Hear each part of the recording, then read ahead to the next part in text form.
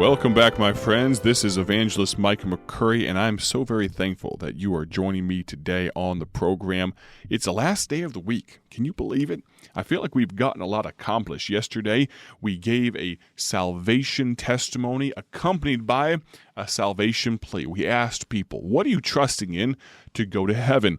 And I pray seriously that maybe there is someone out there that had some more questions. Maybe they accepted Christ as their Savior. Maybe they'd like to contact us. You can text me directly, 309-316-7240, 309-316-7240. You can text me. That'll come directly to me, and I'll respond to that. We find our place today in the book of Nehemiah. Nehemiah chapter number 2. What I'm going to ask you to do is this, to consider getting a burden. Consider finding a burden. Now, normally, we want to get rid of burdens. Normally, we want to lighten our load. But today, I'm going to ask you to do the exact opposite. Would you consider getting a burden? Now, before we go much further, we're going to listen to a great old song about someday by evangelist Paul Levine and Bob Finley. Now, these two good men had such a hand and such a legacy as part of our ministry here at Bible Tracts Incorporated. Sadly, these men are no longer with us. I'm pretty sure they're singing in a heavenly choir right now, but I'm going to ask you, if you would, to tune in for these next few moments and kind of set the cares of life aside and listen to this good song. We'll come back immediately after this and jump into the book of Nehemiah, chapter 2. Listen now. I do not know why oft round me my hopes all shattered seem to be. God's perfect plan I cannot see, but someday I'll understand. Someday He'll make it plain to me. Someday when I His face shall see. Someday from tears I shall be free. For someday I will understand.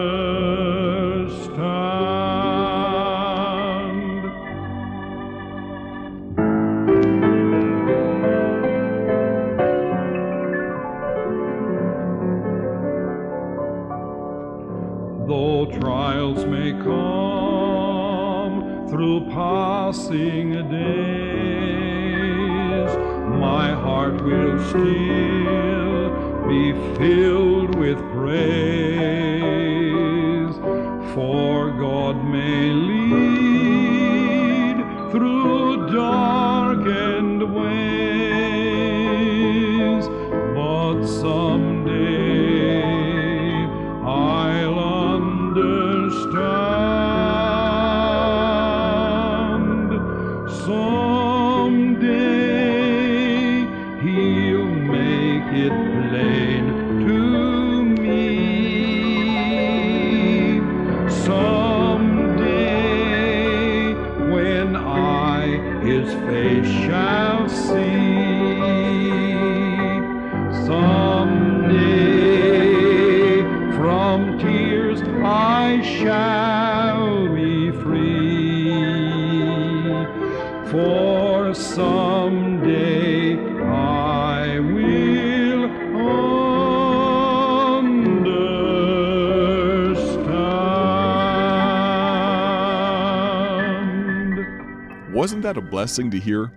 I love hearing the joy and the care and the compassion that's really evident through the singing of those gentlemen. Now, I mentioned previously that we're going to talk about getting a burden. Nehemiah chapter number 2 and verse number 11. I'll ask you to find your place there. Let me bring you up to speed very quickly. Nehemiah finds out from some of his brethren that the walls of Jerusalem and the people of Jerusalem are broken down. They are afflicted. It's a bad situation. It crushes Nehemiah. It makes him distraught. It distresses him. And it becomes evident while he's working. He's actually the cupbearer to the king, Artaxerxes, one of the most powerful men on the face of the planet at this time, 500 or so BC, that's 2,500 years ago or so. Artaxerxes notices that there's something off about Nehemiah. And he asks him, Nehemiah, are you sad? Now realize Nehemiah has been fasting, he's been weeping, he's been praying. Chapter 1 records the last 7 or 8 verses, the prayer of Nehemiah. And Artaxerxes asks him, why are you sad? Nehemiah tells him, even though he was a little scared, he was a little trepidatious, he told the king, his boss, that there's a good reason I have to be sad, because my city is laying waste. And by the power of God, by the leading of God, Artaxerxes asks him, is there something I can do for you? Is there a request you'd like to make? Is there something you'd like to ask me? And Nehemiah, before he shoots off at the mouth, before he asks immediately, he prays to God. Chapter 2 of Nehemiah, verse number 4, then the king said unto me, for what dost thou make request? So I prayed, Nehemiah said, to the God of heaven. Realize this was written mostly in the first person, kind of as a diary. This book it's of course inspired by God, but it gives a great account, the first person view from Nehemiah. And I said unto the king in verse 5, if it please the king, and if thy servant have found favor in thy sight, and he asks 3 requests. Number 1, now you could say these are crazy requests, but he asks anyway. Number 1, king, Nehemiah asks, will you let me off work for an extended sabbatical? Will you let me go to Jerusalem myself and set to right those things that are broken down? Will you let me build back up my city? He also asks, would you give me letters of safe conduct through the rulers and the lands beyond the river on my way to Jerusalem? Lastly, he asks, King, would you allow me to basically plunder your stockpiles of lumber? He said, would you give me a letter to Asaph, the keeper of the king's forest, and tell him that I would like a lot of materials to take with me to Jerusalem. And the king, because the good hand of God was upon me, Nehemiah says in verse number 8, the king says, sure, absolutely. It's amazing what God will do when he wants to. We have recently, I mentioned not long ago, that we recently have purchased a new building for Bible Tracts Incorporated. And it really has been phenomenal to see how God has orchestrated every step of the path. Now, there's much more to be done. We are still hard at work. The build-out is going to be extensive. There's a lot to be done. The potential of this building is staggering. We're excited about everything God is going to do. I'm going to ask you right now, if you would, to pray about what God is doing. Put it on your daily prayer list.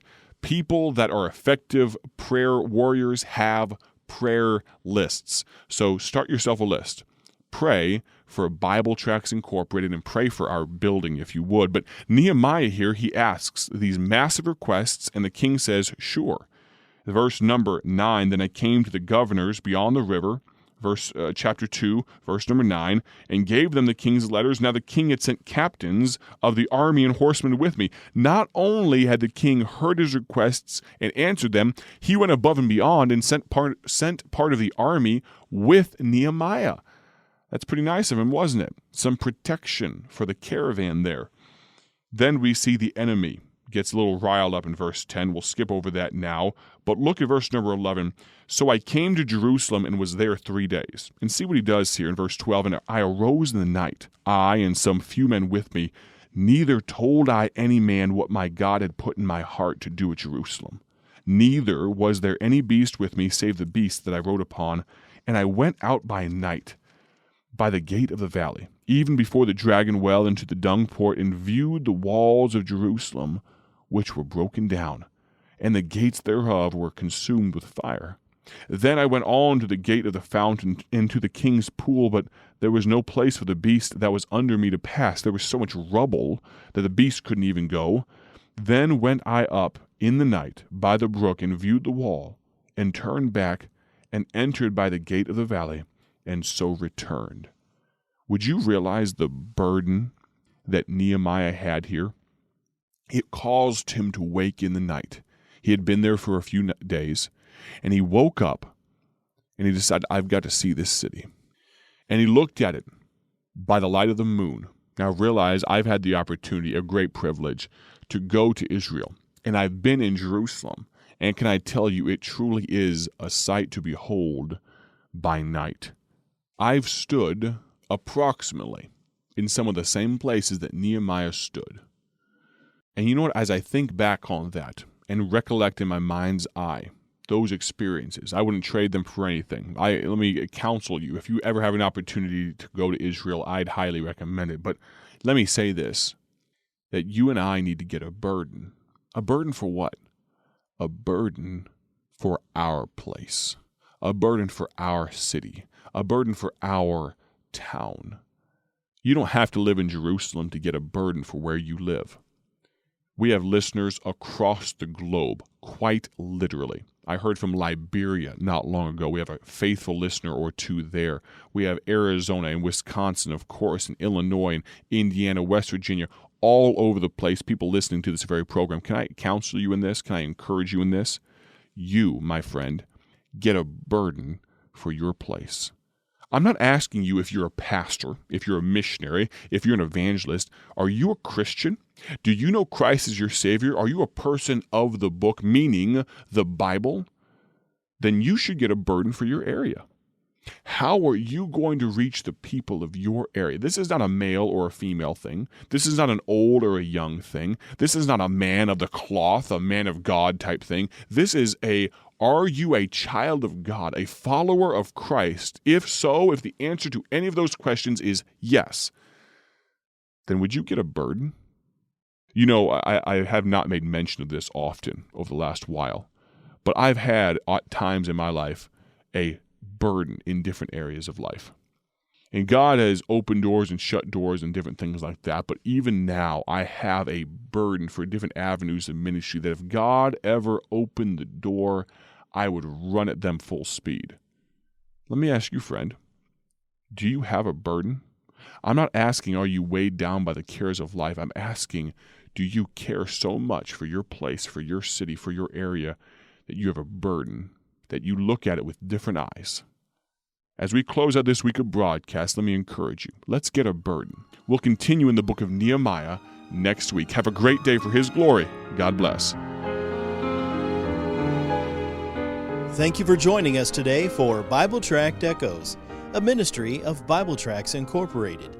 If you would like to receive a free sample packet of all of our tracts, you can contact us by calling 309-828-6888. That's 309-828-6888. Our mailing address is P.O. Box 188, Bloomington, Illinois, 61702. A faster way to contact us is to go to our website at BibleTractsInc.org. That's BibleTractsInc.org. There you will find more information about our ministry and details on how you can support Bible Tracts Incorporated. Thanks for listening, and may the Lord richly bless you as you serve Him.